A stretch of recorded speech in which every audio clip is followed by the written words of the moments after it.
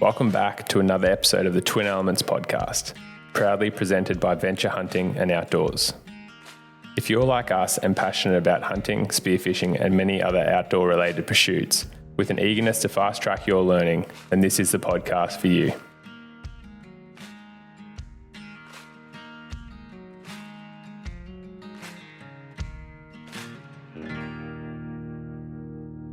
What is happening, amigos? Welcome back to another episode of the Twin Elements podcast. Today, we're doing another hunt recap from a couple of special few days spent in South East Queensland.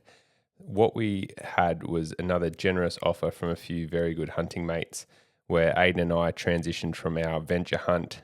If you haven't listened to that podcast, go and listen to last week's episode where we spent an initial couple of days in South East Queensland and Ayden was lucky enough to be successful on a fantastic red stag.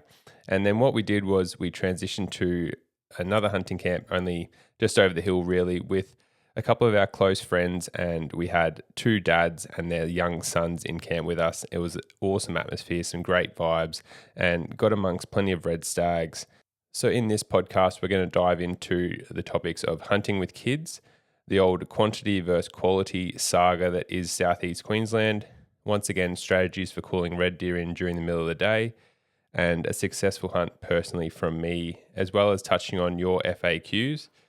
If you have any FAQs or frequently asked questions, make sure to email them to info@twinelements.com with the subject line FAQ, or equally send them through as a DM or message on social media. So you can reach us at Twin Elements Instagram account or James Doumtsis Outdoors or Ayden Doumtsis Outdoors.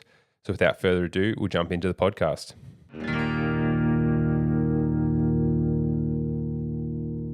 Venture Hunting and Outdoors is Australia's premier hunting retailer, with the mission to give Australian outdoorsmen and women the resource they deserve. Venture started from a team of passionate hunters and has transformed into a community.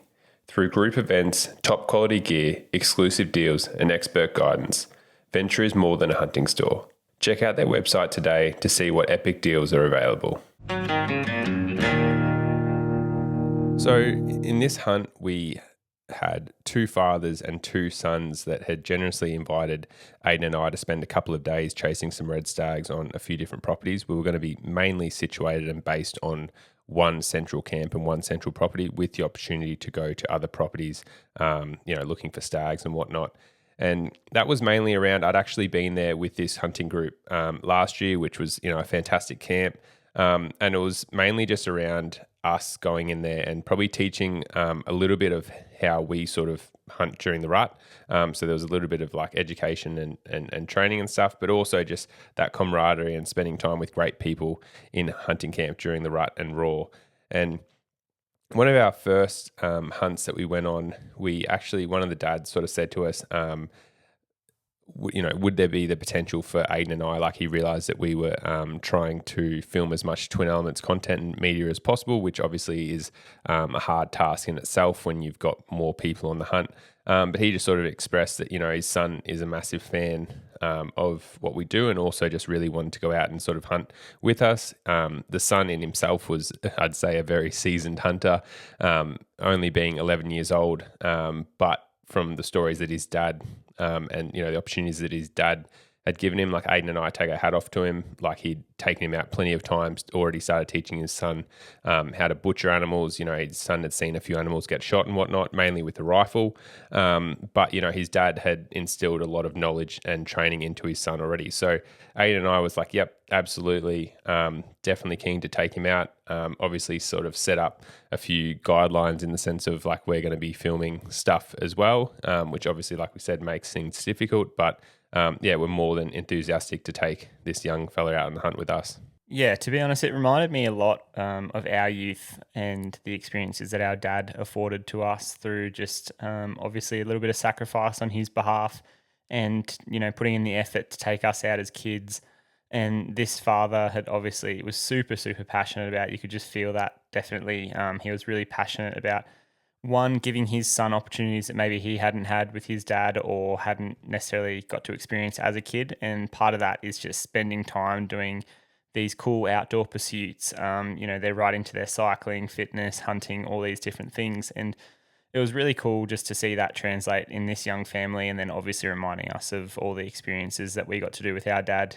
So for us, to be honest, I was a little bit nervous taking this young kid out on a hunt. Like you often have got to think, like we got there and I hadn't actually thought about taking, another human, let alone a kid out on a hunt. So it's hard enough sometimes on these hunts, making sure that you're fed, watered, getting enough sleep, all these types of things. And then to be taking a kid out on the hill where there are bugs and bites and, things like foods that you can get allergic reactions to and things. Like I remember offering him some cashew nuts and being like, geez, I hope you're not allergic to these actually. And he's like, no, I'm not allergic to anything. And it was just like a bit of a relief. But there's so many unknowns, I guess, when you're out hunting and then, taking someone out who's a lot younger and then obviously in your responsibility is a big thing. And it was cool to actually experience that. And to be honest, made me very excited for one day when I'm, settle down and obviously have kids of my own to be able to undertake that pathway. So it really was a rewarding experience. And it was sort of interesting for me because in a lot of ways, like what we said, his dad had prepared him really well for hunting, let alone not like hunting with us. Like, because I think the big thing was, and kids are obviously elastic at that age of prime 11 years old, but he was like, there was one stage where he sort of struggled a little bit, maybe not even like, I wouldn't like say a lot, but just when we were walking up the hill, you could see he was sucking it in. But I mean, we're all sucking it in. And, how are you going, mate? And he's like, yeah, my calves hurt a little bit. It's like, oh, do you want to stop? He's like, no, we'll keep going. So that was really cool just to see him sort of pushing himself. And he was fit. Like he was, really fit young fella. And, did like, sadly, the thing, I guess, when you're walking the mountains is when you're walking downhill, you walk quite slowly because you're probably scanning and glassing the other hill. But when it comes to the walking up the next sort of little ridge or finger gully or whatever, you're normally just boosting straight to the top. And then as you get to the top, you start slowing down and glassing sort of the top of the ridge and whatnot. So, there was a couple of little sprints and stuff. And he was fine. And I think for me, it was just more just checking in with him constantly. It's like, hey, mate, are you hungry? Are you thirsty? Like Ayden and I obviously have camel packs. So we were drinking. He had bottles in my bag and stuff. And, it's like, oh, do you want a drink? It's like, nah, I'm all good. Are you hungry? Nah, I'm all good. And his dad had packed him like a massive plethora of snacks. Like we'd sort of expressed to his dad, like we normally hunt well into the morning, if not into sort of the early afternoon as our morning hunt. So, just saying like, we're going to have food, but just make sure you pack plenty for him as well. Like happy to carry as much as you want to pack. And so he had like a heap of muesli bars and end up, they're from South Africa. So we end up having, some jerky and, different types of sausage and stuff like that, or salamis that were really good. And he shared with us and, it was a fantastic time. And I think the big thing was just for me, just checking in constantly. Are you tired? Are you hungry? Are you thirsty? And I mean, like he was pretty honest, like which was great that he could, like I'd met him the year before for a day, but for him too to just have the confidence to say to two random guys, I guess as well, like even the fact of like going to the toilet, which sounds like pretty, like us. Even if I hunt with randoms for the first time or I'm guiding someone, whether it be a guy or a girl, I guess you just walk off like 10 meters or 15 meters and then you go to the toilet or whatever. Or, like if you're hunting with girls, it might be, like they go, hey, I need to go to the toilet and go. And it's all fairly similar stuff. When it's a kid, like, I don't know, if you're almost like, hey, do you need to go to the toilet? Whereas he would just like confidently walk off and go to the toilet and it was all like, everything was great. And like he had the confidence to be like, hey, I'm thirsty or hey, I'm hungry or whatever. Or, like even in the fitness scenario, hey, do you want to stop? And he's like, no, I'm good. Like, like he was a really, really good kid. And I guess, like Ayden said, it made us super excited to have kids one day that we can hopefully take out. And hopefully our kids do as well as what this little fella did, because he was an absolute pleasure to take out. So hopefully, in the future we can catch up with him again and take him out. But it was really different for us, I guess, when we're trying to like balance the filming side and also sort of not look after someone, because he pretty much looked after himself. But it was definitely a different atmosphere and one that was different and enjoyable. Yeah, it's definitely funny, sort of discussing with the kids and then obviously the parents afterwards, because the kids like sort of went home and we continued the hunt with both of the dads. And it's funny seeing what their kids' takeaways were from the trip. Like we thought, getting a stag on the deck later on in the trip would have been part of their highlights, whereas it was actually waking up at 4 a.m. and getting to have bacon and egg brekkie with hash browns. And that's what they told their sisters and their mums and stuff back home. He's like, yeah, we had this big, brekkie on the mountain. and it's just cool. I guess kids are very impressionable and very enthusiastic. So being able to sort of obviously, try and make it as comfortable and as fun as possible. And to be honest, we try to work, especially we discuss this with the fathers and try to work with the kids and do like a short, sharp session. So they were sort of only with us for like a day and a half, 2 days max. Just because we did acknowledge that as hyper focused as we are with our bow hunting and filming and all this type of stuff, for them to be hiking up and down the mountains, these early starts, late finishes and what not, as fun as it is and as much of like an emotional roller coaster it is for them, it's also very tiring, and kids get tired far quicker than us, and don't know that, it will get better or you can do this for a longer period of time. For them, they start feeling those muscle pains and whatnot, and they probably stop having as much fun as we do. We know that the more effort you put in, the more likely you are to succeed later and things like that. And that just comes with maturity, I guess, and being adults. But we obviously made the decision. Well, not we didn't. We supported the decision from the fathers that the boys were going to go home with their mothers and go back to school or school holidays, whatever they're on at the moment. But it was really a bit of a takeaway for us. Is like as amazing as the hunt was for that short period of time with the boys.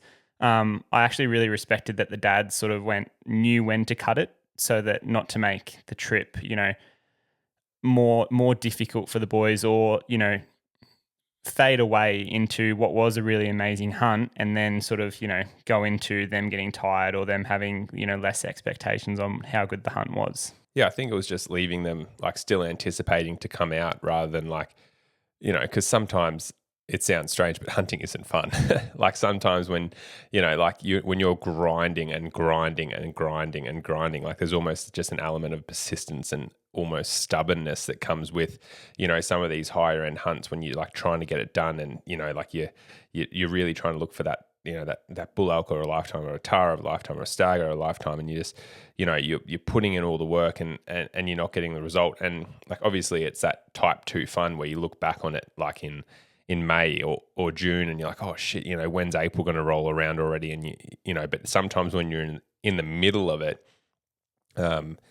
it's really not that fun. And I think that's where it's important with kids, especially at that early age where you're trying to get them into it. You really want them to leave on that sort of type 1 fun, like have that fond memory, like, oh, that was so great. Like like it's almost like a punishment that I'm leaving. Whereas with us, it's like, often when we're hunting, like, yes, it's definitely a lot of fun and we love it, like every moment of it. But like, you look back and like, you're like, oh God, that was such a good hunt. After the fact that you've sort of forgotten the fact that your legs are burning and how tired you were, and, the late nights and the early starts and the kilometers walked and blah, blah, blah. And you're like, oh God, I wish we could be back in that now. And it's just like, yeah, but now you're in like the comfort of your own home, and, everything's warm and cozy and easy. And, so yeah, just that was definitely an important takeaway for me as well. I think also it was interesting when the young fella went home and his dad said it was actually a little bit, tough for him to leave because he did have so much fun. And again, going back to how impressionable kids are, and I actually felt this myself, and it was actually a bit of an honor hearing like how much of a good time this young lad has had with us, because I could liken it very much to my youth. And I remember going on hunts, and there's something too, as a young person, your parent who you spend, that's your avenue into adulthood, and people is basically who your parents know. Like, you don't really meet older people through anything else. So I remember like we obviously hunted with our dads and then our dad's friends or our family or our uncles and whatnot. And I remember being, I don't know, probably around the same age, around 10 or so, and going on hunts with, I still remember with Brad and Kane, for example, who were basically family friends. We called them like our uncles, is basically how we were introduced to them, just because, my dad respected them so much to be able to take us out and be in hunting camp and whatnot. And they basically were family and our family still. And I remember genuinely being upset to the point of tears after spending like 5 days hunting in New South Wales for pigs and goats and having to say goodbye to Brad, because as a young fella, I remember thinking, I'm not going to see this guy again. And, it sounds silly, but like I might not see him again ever. But realistically, I'll probably see him again next school holidays when we're out there doing the exact same thing. But it's hard to rationalize that as a young person. And I think having that impact on a young person's life, it was a bit sad hearing that, he'd had such a good time, but it was a little bit sad to leave, because I could assimilate to that as a young person. But obviously, now just trying to maintain that connection and, assuring him that, yeah, we'll get out for a hunt again. Hopefully next time he can bring his rifle, or we can go and do something for goats or rabbits or whatever, so he can hunt a bit more. Like, it's just, yeah, it's important. And I think, again, hunting with kids, it's super challenging, but it's super rewarding being able to help like mold and shape people. And that's something that both of these parents are doing a really amazing job with their kids. And I think people that do outdoor activities and hunting and things like that in general, whether it's hiking, fishing, skiing, whatever it is, all of these, mothers and fathers out there raising kids in the outdoors tend to be doing a really good job, which is great. Whether it's hunting, fishing, hiking, or any other activity in the great outdoors, Dog and Gun Coffee is ready to fuel your adventures. Their preloaded drip filters are a game changer and help you enjoy cafe quality coffee in the wild. Their dark roast, the Samba blend, is my personal favourite. The legends over at Dog and Gun Coffee have extended their support to you to help us discover your brew of choice today. Use code TWIN10, that's numerical number 10, at checkout for $10 off your first order.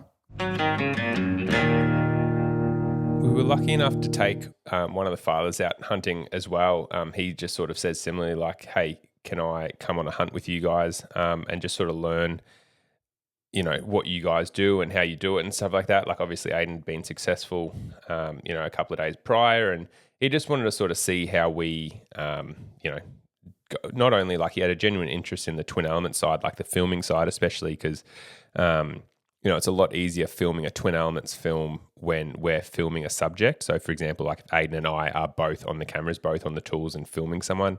It's a lot easier when that's going on as opposed to like all of this, right? Ayden and I have been running two cameras and filming each other, which is quite a difficult task. Like, there's a lot of gear that you got to carry, but it's also just like trying to be able to capture that story line and really sort of document the whole hunt in the best potential and full form when you've got like a short lens where you're mainly filming sort of the hunter, the subject, and then having to carry these big telescopic, I guess, lenses and film all the wildlife stuff and like the red deer as they're coming in and calling and stuff like that. Like, it's a massive task. So he said, look, I'm happy to carry some camera gear, really interested in seeing what you guys do, but also just wanted to see how we hunt from a like a calling situation, because he's mainly been a rifle hunter but really interested in sort of getting into bow hunting into the future a bit more. So we got up early on a central ridge, as we always sort of do, first light,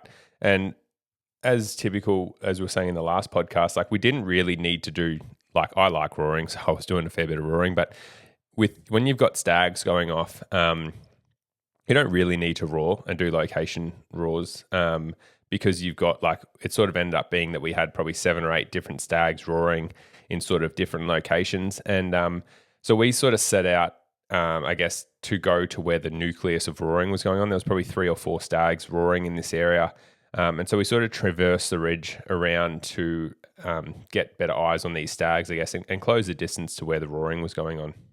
Yeah, pretty quickly, similar to basically podcast number 1 from Red Deer Camp, we worked out that majority of the stags were quite young, which was fine. And I think a learning curve here, or something that this hunter that we were with took away, was basically how willing we were to walk away from deer to find the deer that we were after. And again, if it was him hunting and he had, his rifle or bow and wanted to shoot the deer, then fine, we would have put effort into trying to get one of those on the deck. Whereas for James and I, we were trying to target something a bit more mature and obviously get like a mature animal on the deck. So seeing that these stags were, young 2x2s and 3x3s and whatnot, and some of them may have been holding a hind and doing these real guttural roars and sounding more impressive than what they were, we basically looked over them, gave a bit of due time, did a few roars just to double check that there was nothing, that we weren't seeing that was potentially hidden away in a gully a bit closer and wanted to spark up to our roar. Nothing really happened, and we basically watched them for 5 or 10 minutes, saw some cool stuff, stags chasing each other and spikers running around crazy and hinds calling and whatnot. And it's amazing to see that type of stuff in what is the red deer roar. But we very quickly put some more miles underfoot and try to cover, during that prime time, as much country as we could, looking for something a bit more mature. And it turns out that we didn't really for that morning, but what we did do, which was pretty cool, was we actually had marked in the back of our heads probably 3 or 4 stags that were actually over the boundary fence that we thought, oh, we'll come back to later on and see if we can sort of coax them out from, because we wanted to hunt as much of the huntable country that we could. And then, it was just, we always, when we're doing these location rules and trying to find where the deer are in the morning, is making a note of, okay, there's 1 stag there, 2 over there, 3 in that gully, 4 there. I've got eyes on all of those. That one's still a mystery. That one's a question mark. We'll go back and check those later because the wind might not be right or the situation might not be right or whatever. And we just, rather than spend hours trying to, see 1 stag, we just played the odds of trying to see 5 to 10 stags, for example, for that morning. Yeah, Ayden definitely harped on something that I wanted to stress in South East Queensland, and even like anywhere there's good deer numbers. And that is like one of the most important things, and I can't remember which podcast, but I've certainly said it before, is like when we're getting up high first thing in the morning, well before first light, like it's not necessarily that we're hearing, like we just want to sit there and hear stags roar for half an hour, but it's actually identifying the location on the ridge that the stag is at, because some stags will move a lot during a morning between just say sun up and 9 o'clock in the morning, but most of the time they're going to be sort of in that general facility that you can kick them up later on in the day with location rule. And so what we actually did this morning was like what Ayden was saying, like he made a mental note, I made a mental note, and it's like, okay, there's a stag roaring there. He's probably over the boundary fence. There's a couple of stags roaring up there. They might be on our place, but they're pretty close to the boundary fence. We had this nucleus that we went and checked out first. It ended up having 6 young stags, a couple carrying on and whatever. And then we had one that we'd seen the day before, like roaring in a spot. And so what we then went and did was we went and ticked off essentially each one of these stags looking for a mature stag. And so we went into the first spot where there was the nucleus of mayhem going on. And like what Ayden said, we were across from the ridge and we were able to identify 6 different stags in this area. Only 3 of them were roaring, but there was, all the satellite younger stags hanging around as well. There was a couple of spikers and whatnot. If you wanted to count them, there was more than 6 stags then. But what we're essentially doing is going through a tick box list in our mind and being like, yeah, okay, well, these roars have all been identified. And then we happily that we'd identified all the stags in that area that had been roaring and stuff. Like, yes, there may have been a big mature stag hidden somewhere in the thick stuff that was roaring. But for us sitting there in that time and then roaring and like that with that many satellite stags and whatnot around, you'd figure that if there was a big mature stag, he'd most likely be roaring as well and saying like, piss off to the satellites. Because we saw that like there was only 2 hinds on the hill and the stag that was holding him was a 5x5. That we'll tell a story about later on, but he was the most mature stag. There was other stags roaring just on benches and stuff everywhere else, and then satellites in between and spikers in between trying to run and pinch those hinds and stuff like that. But if there was a more dominant stag there, he probably would have been with those hinds. But equally, he would have been with, like he might have been with other hinds further up, but he should have been roaring. And so all the stags that were roaring we were able to identify, plus a few more satellites. And so confidently then being like, okay, we're pretty confident that we've, ticked off all the stags in this area. We're going to move. And so we're moving and covering country quite quickly. So from that point then we turned and I started doing sort of location roars every 500 meters or so, I guess. And we're covering country and pretty much just walking. And I'd get a stag to roar and then we'd move in on it. And by the time we were able to get to where these other stags had sort of been roaring, I guess, on sort of the boundary fence and whatnot, the day was sort of starting to get away from us. I guess it was probably 8:30, 9 o'clock in the morning. And what we ended up doing was setting up and doing sort of a bit of a later morning or lunchtime calling session. Yeah, so as James referred to just before, the lunchtime calling scenarios is basically what we referred to as almost restarting the party. By this time, a lot of the deer had sort of lulled off and the roaring was pretty much not existent at that point. It was between like that 9, 10, maybe even a little bit later. And this is where, speaking in reflection with the person that we're hunting with, it was interesting to hear, like he said, I would have turned around and gone home because they'd stopped roaring, or maybe hunted like a gully back hoping for a pig or something like that, but I wouldn't have really been hunting red deer. Whereas for us, like we knew that these deer were in the vicinity. So, we would sit there happily all day hoping that it's the roar, for example. It's the best time that one hind might break from, a harem, and a stag might chase her across the hill, and you just see that movement and go, yep, there's a stag there. It might get to 11 a.m. and a stag might roar and then walk down to his wallow. Like for us, we're trying to always hunt. The morning hunts for us will often go through till midday, even early afternoon, and then by that time, sometimes we'll stay out in the mountain and just continue hunting into the afternoon and evening.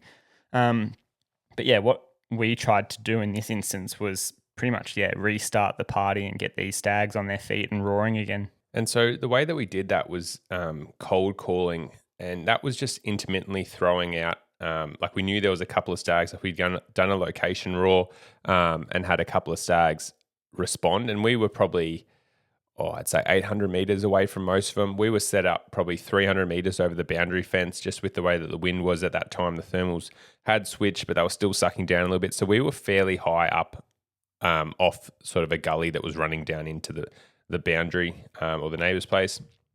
And we set up and started calling. And our first sort of guest came, I don't know, probably 10 to 15 minutes after we'd started calling, which was just a young 3x3. And he ended up coming into probably 15 meters. Like we saw him pop up over the ridge, maybe 150 meters away. He'd come in completely silent. We gave a little hind call just to encourage him, and he came sprinting in. It was pretty cool actually, because he let out a few little like he was sort of trying to find us, I guess, and gave a few little vocalizations, which was always cool to see. And what we ended up doing was we ended up sitting there for probably I don't know, maybe half an hour to 45 minutes, and we'd do a couple of hind calls. And I think another thing that was interesting, like, because it's just, I don't know, like Ayden and I are pretty set in our ways, I guess, of how we operate and call and hunt and everything like that. So it's always interesting getting other people's perspectives. And one thing that this extra hunter sort of said to us, like, he's like, I didn't realize how loud you'd be calling, because I guess, like, so this red 3x3 or whatever he was that came in that was doing like a little like, like he was doing it quite, like if you were 100 meters away, you'd probably struggle to hear it. Whereas when Ayden and I are doing hind calls, if we're only 50 to 100 meters away from a stag, or we're calling him in, like, yes, it will most likely be fairly quiet. But if we're trying to call this stag in, for example, that we did call from 800 meters away, well, we're literally cupping our hands around our mouth and doing it as loud as we possibly can. And he could hear us, like he's responding. Like we'd do one, like it'd be completely silent, and we'd do one, and then two stags would roar. So it's just important to note that, in the sense that, like, you're really trying to project yourself. And often we were actually just using hind calls as much as we were location roars. We were almost doing like location hind calls. And what happened was, I guess we'd sort of been in this spot. This stag had been going backwards and forward for probably half an hour, 45 minutes, and we hadn't really got the outcome that we were looking for, which essentially is him coming in. And so what we decided to do was, with the wind being a little bit better, we end up moving down the gully about 200 meters, so that we're only probably 100 meters off the boundary fence and down further in the gully closer to where he was. And we started hind calling again, gave like a pretty, I guess, significant sort of outlay of hind calls, probably a minute of quite intense hind calling and fawn calling and stuff like that. And you could hear him get really, really worked up. And then what ended up happening was he ended up moving and starting to move. And that's what we sort of said on the last podcast. Like, we found that when stags were calling, and then went silent, or when stags even moved in any direction, the fact is they're probably coming in. And so this stag, I think because of the echo of us being up on a ridge and hind calling down into a gully, he was a bit confused where the hind calls were coming from.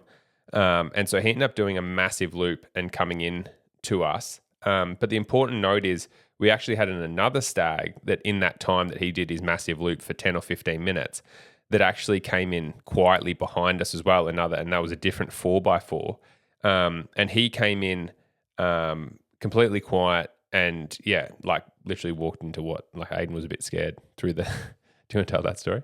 Yeah, to be honest, I was viewing him through the viewfinder and trying to like rack manual focus as he approached from like 50 meters, because he virtually came in completely silent until he was about 40, 50 meters away, gave one roar, and it nearly got confused with this other stag that was roaring intently from, a couple hundred meters away over the ridge that we hadn't laid eyes on. And both James and I looked and were like, that's a different stag. And as soon as we turned our heads back behind us, the stag was like right there coming in. So he'd obviously like roared on the move and was closing in on, this array of hind calls that he was searching for. And he basically walked into 2 meters. Like I feel like I nearly could have reached out and touched him. And through the viewfinder, I was kind of a bit startled because where he'd walked to was between these two great big trees and pretty much like dead on to me. And I just figured if he wins me or sees me or smells me and just puts his head down and runs through the gap, I'm basically going to get skewered. But fortunately for me, you can see like the whites of his eyes and nostrils flare as he sort of smells me at like 2 meters on the downwind side. And he pretty much does this little pirouette and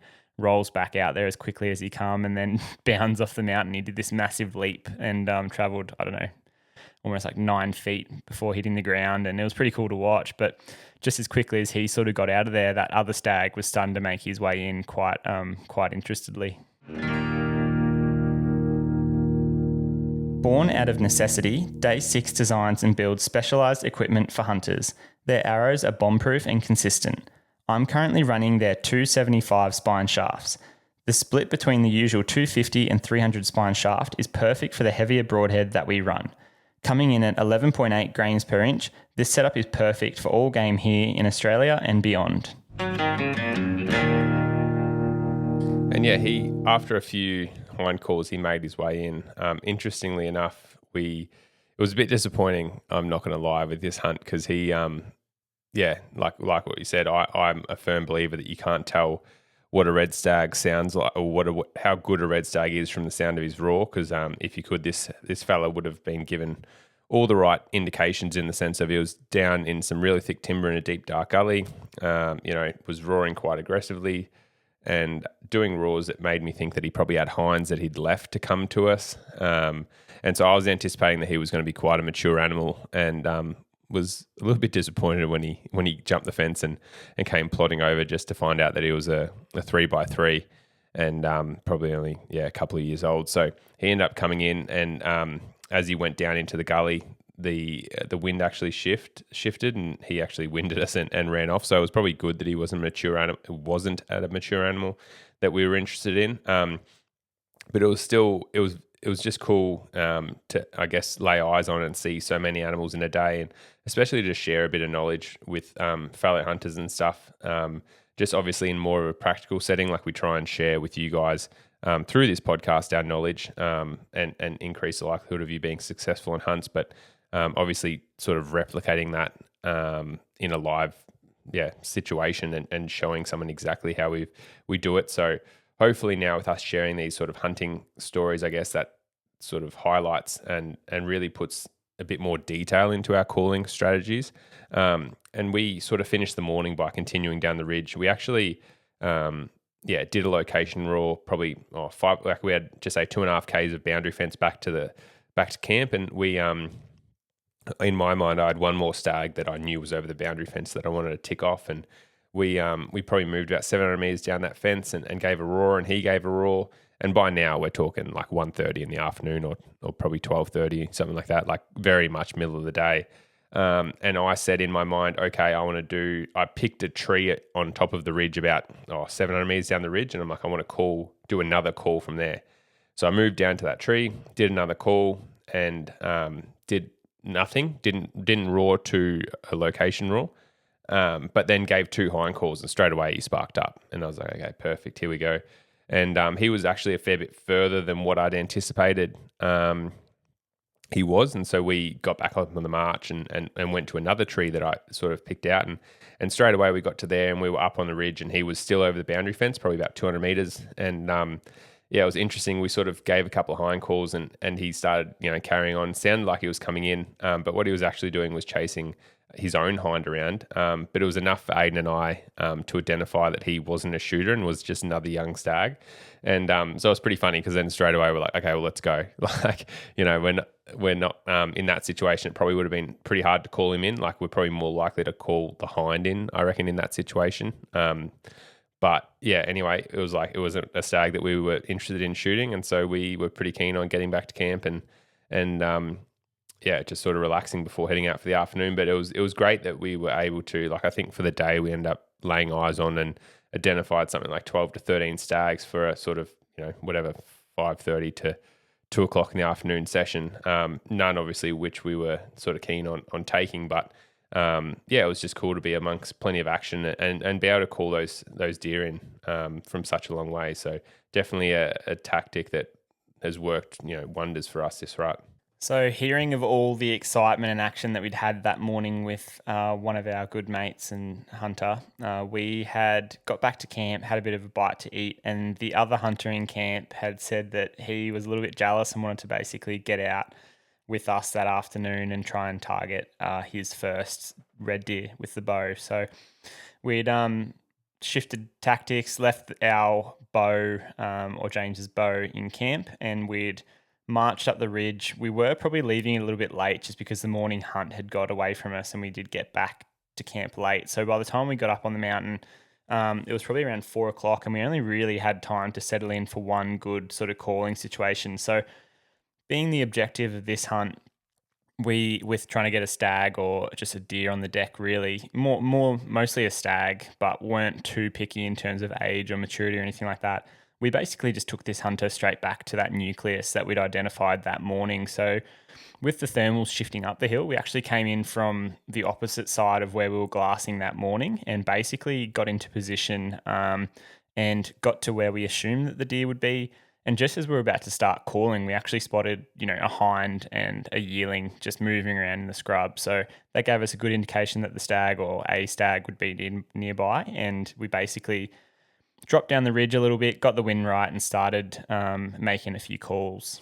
And as soon as we dropped down the ridge and started calling, we had Ayden situated up probably 70 meters behind us, calling, and the bow hunter and I moved in down the hill a little bit, and I could see the stag probably 150 meters away walking around with these hinds. So we started giving out a couple of like hind calls and whatnot, and straight away he started responding, and it was a bit of a pain because we ended up calling in two yearlings, two sub 30 meters, and they were just sort of sitting in front of us calling as well and like chirping around like trying to find these other fawns or other hinds. And it was great in the sense that it dragged him up to about 50 meters and then he turned to go back to the hind, because I had originally thought it was a hind, a fawn, and then he was behind them, and I was like, oh, we're like so on here, like this is going to be perfect, he's going to get his first stag. And as soon as I realized it was two fawns, I was like, that really loses its like sort of I don't know, like the pull power, I guess, of that stag, like coming along, knowing that the fawns came, but the hinds were like further back down.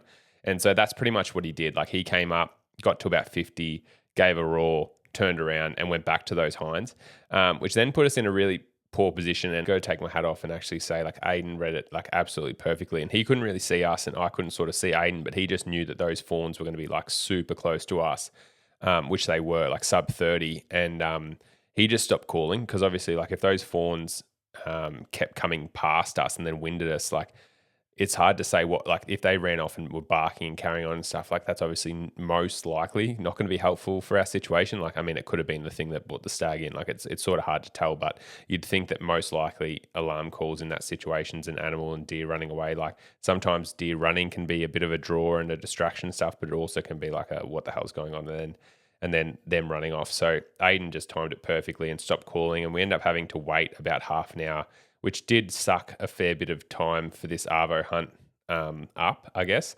But yeah, they then went to move sort of back and sort of up the hill to go.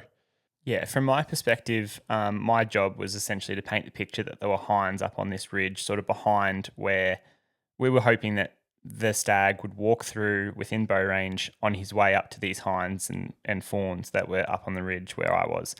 So I was about 70 meters behind James and the hunter, and they were in a pretty good position where they were tucked in the gully. And I, to be honest, could only see the top of James's head, but I couldn't see if he put his hand up or did anything. I couldn't see any hand signals for him to say stop or anything. So I was just trying to read it that when I was doing these hind calls and these two fawns or yearlings started making their way in, I was actually sort of optimistic that the hunter, hadn't shot a red deer before, that he was nearly maybe going to take one for meat or something like that. Like a yearling would be an awesome animal, but he held his nerve and was waiting for a stag, which was great. But I also stopped because I figured that I'd done my job at that point. I'd drawn these deer in from, a couple hundred meters away to, 70 odd meters from me, and then well within bow range for the other boys. And I figured that with James's knowledge, that if I just stopped, not knowing that if I was going to add more good or harm by continuing to call, the last thing I wanted to do from my perception was drag those hinds, or yearlings, sorry, like past the boys and get winded and then spook. And as James just said, like have them run off and, create a bit of chaos. So my idea was, okay, I can't see the stag. I'm assuming he's behind these yearlings, or the hinds are going to come up to gather their yearlings. The yearlings are within bow range. They're in a pretty good spot. I'm just going to sit here and wait. And for me, that sort of lull, as James said, it took about half an hour. Those yearlings just stopped. And as it turns out, talking to the boys, were there within bow range, like 20 odd meters for half an hour, just feeding and stuff in this lush little gully. But what eventually happened, and I was tossing up the whole time because I was aware that like light was going to be a factor in trying to get this stag into range within bow light and shooting light and stuff like that. So I'd actually made up in my head that I wasn't going to hind call again, but if that stag roared, I was going to get my roaring tube out and start acting like another stag has come in from up on a dominant position and coming down to take those little hinds and fawns. And he ended up calling, I called, he called, and I could feel his aggression getting higher through the roof. And that's where I actually acknowledged that, because I couldn't see him, this was all just playing on audio cues. I actually acknowledged that it must have been working because, again, and part of this decision making of roaring and not hind calling was that the roar hopefully was going to be a male to male communication, like two blokes at the bar, and hopefully the girls, in the case of these little fawns, were just going to continue having their drinks and having their feed in that lush little gully and be sitting there waiting, within bow range. So when he roared, I roared. And again, those little yearlings kind of looked up the hill because I could see them. I couldn't see the hunters and James. They looked up the hill and then just continued feeding. So I was like, perfect, this is working. Like if he roars, I'll continue roaring and matching his tone and, timing and stuff, as we've discussed in previous podcasts. And it worked really well, too well, to the point where he come in thinking that there was this other, stag up the hill. As James said, he come into about 50 meters and then sort of like roared and must have said, come on girls, we're going back to your parents. And these two little yearlings sort of up and left and followed him over the ridge. So I was hoping he was going to come in and do that another 20 or 30 meters closer to the hunter. But yeah, it just was a little bit unfortunate that he came in to 50 or so from where the boys were located, did that and then sort of dipped down the hill. But it didn't leave us with too much light left to make a play, but the boys did try and etch a little bit closer. Yeah, we tried. We got pretty desperate. Well, I got pretty desperate, to be honest. We sort of dropped down the hill another 40 or so where we knew the hind had gone into some thicker bush. And at that point, I was like, we have nothing to lose. And I gave it my all when it came to, I was breaking brush, like trying to pretend like I was, rubbing a tree. I was roaring, like didn't have a tube or anything, but just cupping my hand. I was doing hind calls.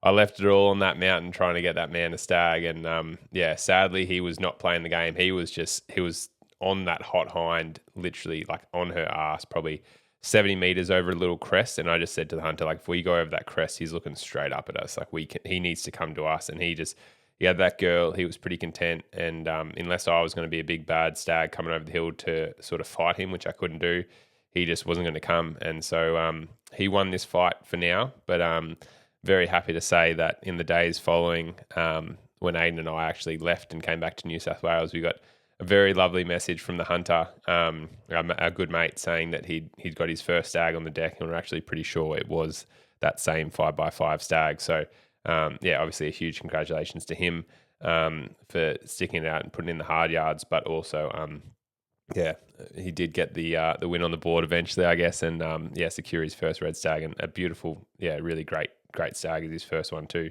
One of the best ones that we saw for the couple of days that we were in that camp. So an absolute cracker to get as your first stag. So congratulations, mate.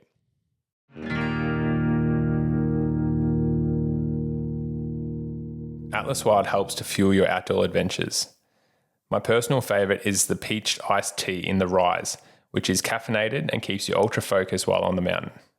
The electrolytes and B vitamins in there prevent muscle soreness and means that you can back it up on these extended hunts day after day. We've teamed up with Atlas Wild to get 10% off your next order by using code TWIN10. That is TWIN, 10 the number, to get 10% off your next order. Head to their website and shop today. We did also have some more success in camp, which I'll let James touch on here, but we had a really great hunt. This was actually with another of the young boys, so this was probably more memorable, and that's probably a factor that you've got to consider here, is that we did have a young hunter with us, and that was part of the reason why this hunt obviously was successful in the end, is because we sort of not forced the matter, but we weighed up the pros and cons, and we just figured it'd be a really cool moment to share with this young hunter. But yeah, I'll let James jump into that story. Well, I guess it was getting on in the morning this day, and we'd seen quite a few stags. We'd probably seen 5 or 6 different stags, all similar story, just being young.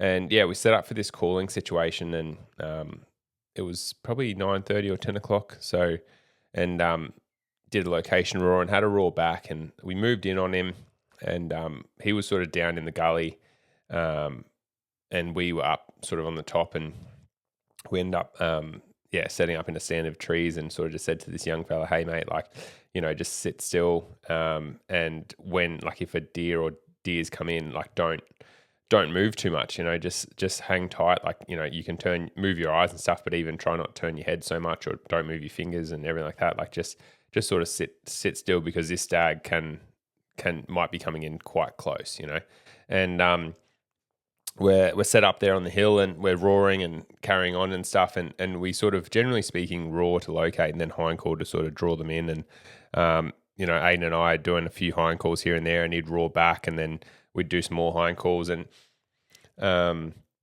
what we actually worked out was he had some hinds with him at the time, and so he wasn't going to sort of leave them to come up to us, and we'd had a couple of cool encounters where we had like a nice spiker come in pretty close, and we actually had those two yearlings come in and start chirping again at 30 odd meters and stuff. So that was cool for the young fella to see. But I sort of end up making the decision over probably a half an hour period of this like back and forth calling, and him not taking a step. That's like, okay, we're going to need to go to him. And I just sort of said to the young fella, like I said, hey mate, I'm sorry, but is it all right if you just sit here and we move in, as in Ayden and I, which was a pretty hard decision to make. But it was just one of these things that, like, to be honest, I even felt taking Ayden was a bit of an overkill. Like, obviously we were doing it because it's like we film all our hunts. But like the amount of open country in the sun that I had to cross with, like we knew there was probably at least 6 to 8 hinds there, and the stag, whatever satellites we couldn't see and stuff.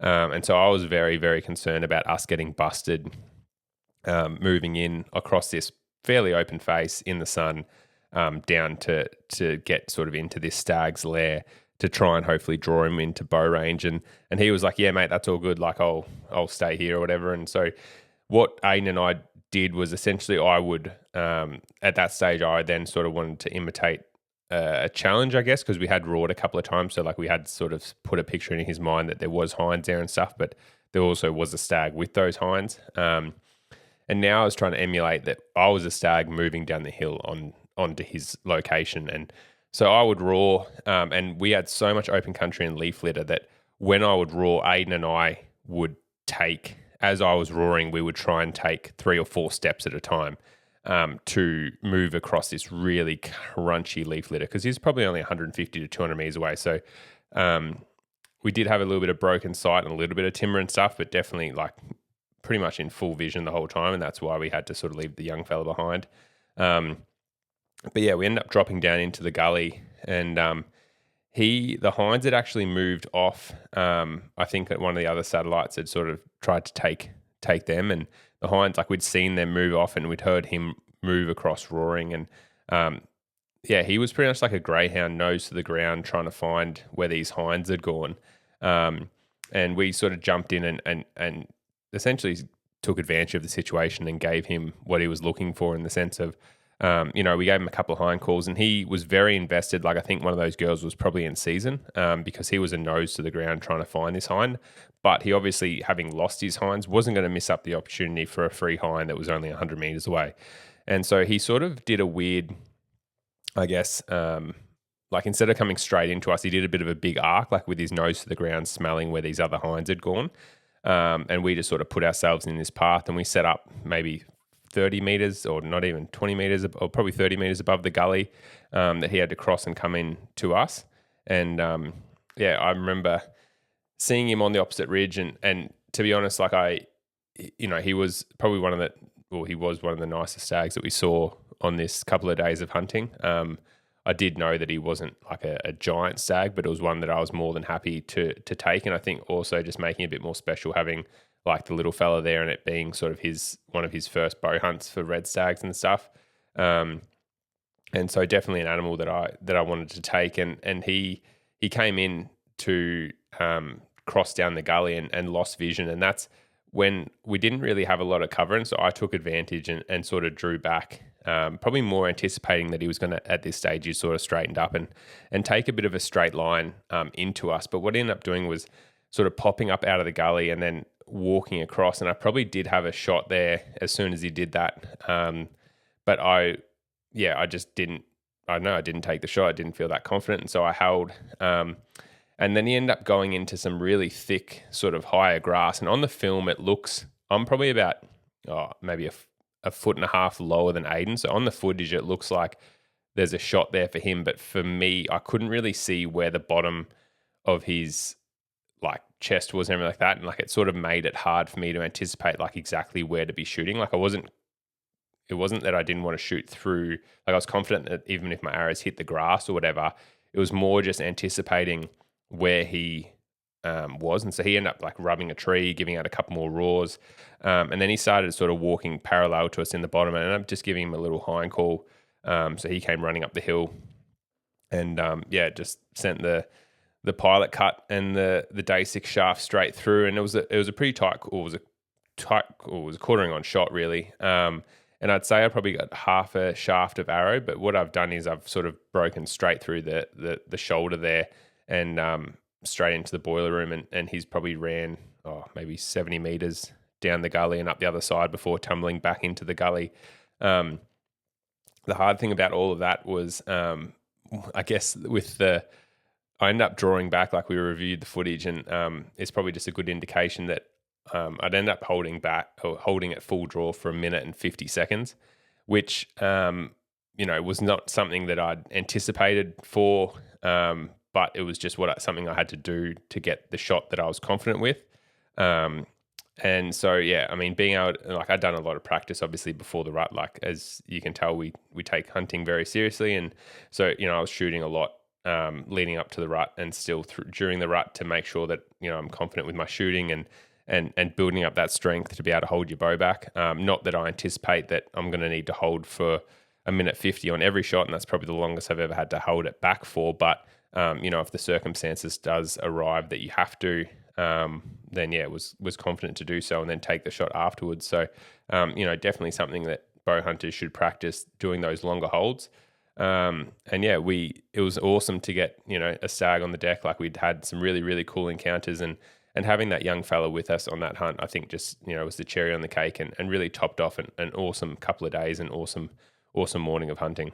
Yeah, I think the actual stag or animal itself was less of, the accolade than the actual atmosphere in camp, sharing this butchering experience with the young lad. And we packed out all that meat, got to meet up with the other hunters and the dads and the other son, and they were all absolutely stoked for us to hear that we'd had a really successful morning hunt. And the best thing, I think, for me over that few days was then being able to relax in camp and process. Like I think we had a bit of backstrap, tenderloins and some heart, and just made some wraps. We cooked them up on the camp chef, and basically like just got straight into it. Like it was super tender for an animal that didn't get to hang. Heart is one of those cuts of meat that is absolutely delicious. From the moment you take the animal, it's always tender. We always explain that it's got the consistency of like a calamari, or the texture of a calamari with the flavor and amazing taste that draws us into like a steak. So you get that combination of different flavors and textures. But it was great to share that with the young kids, and they just dived straight into it. And, it was cool to hear that they went back and told their mums and sisters and stuff that, yeah, we got to eat some heart and had these heart wraps. And it was just, yeah, that sort of aspect of hunting and being able to secure and process your own meats and share it with family and friends is awesome. And hopefully we can portray that in the film, just how excited everyone was to, we all sat around, we were a bit tired, to be honest, because it'd been a big morning. So we sat around, had a dog and gun coffee, cooked that food up, and then just sat there like, stuffed pigs after eating probably 1 kilo or 2 kilos of meat straight off this red deer stag. Yeah, the camp vibes was definitely high on this hunt. Like having the boys in camp, older boys and their young sons, was really special. And like what Ayden said, like it was more so for me, the camaraderie in camp and the vibes that we had. Like it was a really, really special time. And I'll probably remember that a lot more than sort of the hunt itself. Like just the fact of taking out, a couple of different people and showing them something that Ayden, obviously they're very passionate about too, but something Ayden and I are very passionate about, and just sharing a little bit of our knowledge. But especially the eating part, like I'd actually, to be honest, never had heart in a wrap. And it was, one of the dads like, oh, we have this with a wrap, and like had it. And like normally I just cook it and put salt and pepper, and it's like smashed, between the hunters and stuff pretty quickly. But putting in a wrap was beautiful. And I think it even took away like what is this bit? Like you could serve that heart wrap to anyone, and I'd confidently say that they would eat it and love it, because it was just genuinely so good. But also just like what Ayden was saying, we had a bit of a meat party, and I think we cooked up the 2 tenderloins and like half a backstrap of a red stag, which is a fair bit of meat, in between like 2 young fellas and 4 or 2 dads and Ayden and I, so 6 people. Definitely counting the young lads as adults when it came to portion size, because they were hooking in, and we smashed like all this meat just with like a bit of seasoning on it, and for something like what Ayden was saying, for something that we'd pretty much shot a stag and not a couple of hours later, was then chucking that on the camp chef and cooking it up just with a bit of salt and pepper and seasoning. It was absolutely to die for. So it was a really, really awesome day, and one I'll remember for a long time. And it was just a fantastic couple of days, really, and fantastic hunt. So I guess from me, and I know Ayden, we just like to thank those guys for inviting us into their hunting camp, because it is a big gesture having a couple of people. And obviously Ayden and I, especially with the filming that we do going on, like it's not like a small thing. Like we bring a lot of gear, and we're like, oh hey mate, like sometimes we're trying to film something, like hey, can you guys keep it down for a second or whatever. So it is a big ask when we come out there, and for you guys to host us and just be so fantastic. We really appreciate it. So thank you very much.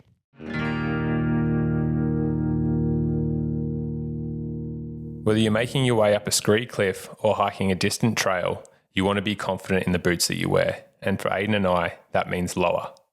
We've been running the Lower Ranger GTX3s for over 5 years now, and we've never even had a blister. We've teamed up with the Lower team to extend their generosity to you to get you a unique 10% off code by using the code TWINELEMENTS10 at checkout to get 10% off your next order. We know you're going to love them. It's that part of the show where we're going to dive into the frequently asked questions segment. So if you have any questions for the podcast, please send us an email with subject line FAQ to info@twinelements.com.au, or simply send us a message on our socials, either through Twin Elements, Ayden Doumtsis Outdoors, or James Doumtsis Outdoors, and we will obviously strive to answer them and repeat them on future episodes of the podcast, as we're getting a great reception to all of the FAQs that we're reading out. As I've said multiple times now, if you've got a question, there's a fair chance that another 20 blokes or females out there will have, the same question and be wanting it answered. So we're getting heaps of feedback saying that people are loving these, and we'll continue to do them as long as you guys have questions. So this week's first question was sent in by Ben Nielsen. He says, "Hey mate, I was listening to today's podcast and it sparked a question I've been meaning to ask. What is the time frame that the animal needs to be in the fridge/esky from the time it was harvested? For example, if I were to shoot a fallow deer on a 20-degree day, how long do I have to get it quartered and into an esky before I need to be concerned about the safety of the meat?" And that is a fantastic question, and it's a bit of a grey one to answer in terms of, like we've already spoken on that previous podcast about sort of like E. coli, which is a fecal-borne bacteria, like replication time. So, like we said, it replicates every 25 minutes or 20 to 25 minutes at 25 degrees. So, if you've got that sort of quarter, I guess, hanging at 20 degrees, then it's going to be E. coli numbers are going to be replicating quite quickly. And so it's really important to see how clean you were, when you were quartering that animal, for example. So if you did, like if you shot an animal and it was a quartering away or quartering on shot and you pierced the gut cavity, and then you couldn't find it and it had to sit there for 8 hours in the sun and then you found it, well, the tops of those sort of hind limbs may have been exposed to a bit of gut juice and stuff like that. And so you'd probably be trying to get it into a fridge as soon as possible. And another factor is like the moisture in the animal. So this question, I guess, perfectly is answered by my red stag. So we shot it pretty much in the middle of the day. Like I think it was 9:30, 10 o'clock, might have been a bit later. And by the time we had, done all the filming and butchered and carried it out, it was probably 1 o'clock in the afternoon. So what ended up happening was I pretty much took it straight down into the creek where it was cool. And because in the shade, it's 10 degrees cooler than what the ambient temperature is. And we had a really nice breeze rolling through there. And so what I did was we had like the Agali game bags, which are strong enough to hang like elk quarters and whatnot. So they were fine to hang red deer quarters. And we just took all the quarters and the remainder of the backstrap that we hadn't eaten and the tenderloins and stuff and just hung it down there. And so all the moisture was able to drip through the bag essentially, and the wind dried that really quickly. So the quarters get a nice crust on it, which is going to be sort of its first line of defense against bacterial load and whatnot, because moisture, having reduced moisture prevents replication as well. But also having that breeze and also being in the shade, I was confident to leave that there. So we ended up leaving those quarters there until like late into the afternoon the next day, when one of the hunters was actually leaving, and he actually took all that meat back because we didn't have anywhere to put it, because we were meant to be hunting for a couple more days, and he was going to he took that back and actually gave it to Maddie from Becoming a Bow Hunter podcast, and then Maddie was able to utilize all that meat. But yeah, so essentially, if you shoot any animal and it's to 20-degree day, I would confidently hang it for a day, even potentially 2 days if it's a dire situation, in the shade, making sure that it's not like shade for a couple of hours in the morning and then like full sun for the middle of the day and then, shade for the hour or whatever. Like it's got to be really true. Like find a deep, dark gully with a good breeze, and I would confidently hang meat there for a day or two. But there's so many considerations in how long you can hang it for. And like, if we're up in deer camp hunting chill deer and it's like 35 degrees in the middle of the day, well, yeah, in the shade, it's still going to be probably 20 to 25, which means I wouldn't really want to hang it there for, even a day. Like, and maybe if you shoot something at lunch, you might hang it overnight. By the next morning, you're going to want to chuck it in a fridge or an esky or something with some ice. So there's so many factors with like how the animal was shot, how clean you were with butchering, and also the just ambient temperature and humidity. But yeah, for most rut conditions on the East Coast with 20-degree days and pretty cool overnight temperatures, I'd happily hang an animal in a really shady spot with a good breeze for a day or two without any concerns. So our next FAQ was sent in by Dean Wood. Thanks for that, mate. And his question was, when do the bucks and does go to the scrape? Do they still go and feed each night or remain on the scrape? So I guess it's very important here to just acknowledge that the bucks are the ones primarily that like possess and obtain the territory of a scrape. And generally the does won't actually go to the scrape until they're starting to come into estrus and cycling. Just because the does, as we've expressed in that fallow deer biology sort of podcast many moons ago, pre-rut, we discussed that fallow deer does have a bit of a selection criteria. So they're the ones that actually initiate breeding, and they're the ones that will go to different scrapes, look at the bucks and go, yep, I like the look of him. He looks like a successful, male that I want to choose to mate with. So this is most common, obviously, in like late March in most places, going up through mid-April with like, that first, second week of April in most places probably being the peak rut. What you'll find is when does do start going to the scrapes, the bucks will often be chasing them around a lot more, and that rutting activity will sort of increase. But what we've found is that the deer will definitely be moving away and feeding from those scrapes of an evening. But the bucks quite often will stay there, or if there's a hot hind, go and court those hinds and follow them around. But his objective is to get them back to that scrape to breed. And to be honest, deer are very good foragers and browse and things like that, where the whole time a buck might be sitting there on his scrape croaking and going crazy from first light until lunchtime. You'll find that the does and yearlings and things like that are feeding and browsing and distracted by satellite bucks, and the bucks more so won't be feeding, and they're just running on their energy reserves that they've acquired over summer, whereas the does definitely have a bit more of a pattern ability to them. So wherever they have been feeding pre-rut, they'll probably go down to, and you'll catch them there each morning, and then they often go up to the scrapes and things like that, where they'll be getting bred hopefully by the bucks. But once it's on, and the does and bucks will sort of inhabit the scrapes a lot more closely. So hopefully that sort of, I guess, answers your question a little bit. But they do, they're not definitely defined by like being on the scrape all the time. They do still have their requirements. The next question was also sent in by Dean, and he just says, if I walk through an area, will my scent ruin that area, and should I avoid it for a while? So, of all the characteristics, I guess, or features that may scare deer from an area, whether it be being seen or being smelt, I think the one of least concern for me is like when you've got boots on the ground.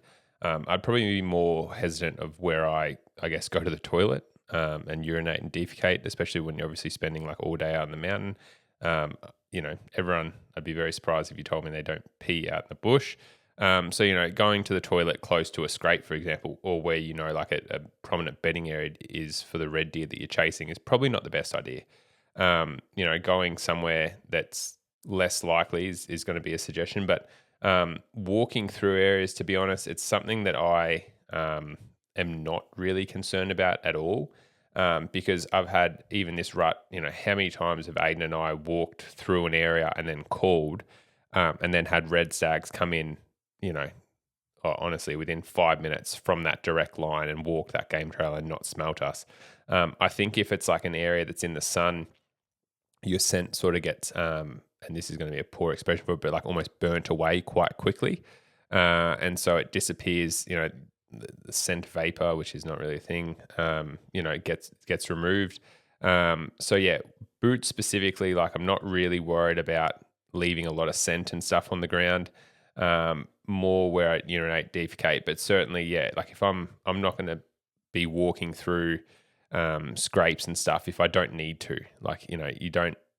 Why take the risk if you don't have to? But I'm definitely more worried about just like in general hunting pressure. So being seen by deer, being smelt by deer is going to change their behavior and change them, like avoiding an area potentially a lot more than them perhaps like smelling your boots on the ground 2 hours after you've walked through an area. That's something not really that I consider. But definitely all those other aspects is something that runs through my mind and I calculate when I'm out there on the mountain hunting. And our last FAQ from Dean Wood again was, on this hunt, I was following a croaking buck when the doe saw me and they left. I never heard him again. Would he have left the area or just stopped croaking? So it's hard to know, but from past experiences, we obviously filmed Fallow Frenzy a couple of years ago, and we hunted for 14 days on the mountain hunting deer in very low densities. So we were targeting pretty much 2 very specific bucks, and we did unfortunately bump them, scare their does multiple times. But because I would say in general the hunting pressure was quite low, and most of the time it was more of a visual or audio cue. They weren't typically winding us. We did get repeat encounters on these deer. So what I would say is that if it's the first time bumping the deer or the doe and the hunting pressure is low, I'd be pretty confident to say that he will return to that area or won't get spooked out of the area completely, especially considering if there's like a scrape nearby that he's actually been patterned to using. And that's where we spoke about it on the Fallow Deer podcast a little while back, that we've actually implemented sometimes when, there might be 10 does on a scrape, and that buck's, distracted, and, you might scare 2 or 3 of the does that are right up close to you at 20 meters, and then they run down the hill. There's a fair chance that buck will actually lose those does in the brush as they run around, flee, muck around and whatnot. So we often use that as an opportunity to run into that scrape, get set up 20 meters away because we're bow hunters. If we were rifle hunting, we could afford to be a little bit further away. And quite often the case, that buck, when he loses the does eventually or gets back to the middle of the day or later on in that morning, will actually come back up, refresh his scrape, and then sometimes they'll even bed down there. So in terms of, being able to hunt him again, I don't think he would have left the area. Definitely not if he had no idea you were there or never saw you or smelt you or anything like that. If it was just the doe, generally there's plenty of does out there that won't leave the area again, unless it's like the lead doe or such. But I would say that red deer in general are a lot more, heightened to hunting pressure just because they're not defined by having a scrape or something like a fallow buck where they're a bit territorial and have all this invested energy and time into a specific spot on the mountain. So I think there's a fair chance you'll see him again. And yeah, best of luck with it. Hopefully you can tag out on him. And thank you very much for sending in that array of questions. We appreciate it. Well, thank you, legends, for tuning in to another episode of the Twin Elements podcast. I hope you guys are enjoying these hunting stories and recaps, taking plenty of lessons out of them, but also enjoying a bit of camp camaraderie that Ayden and I have shared in the last couple of weeks.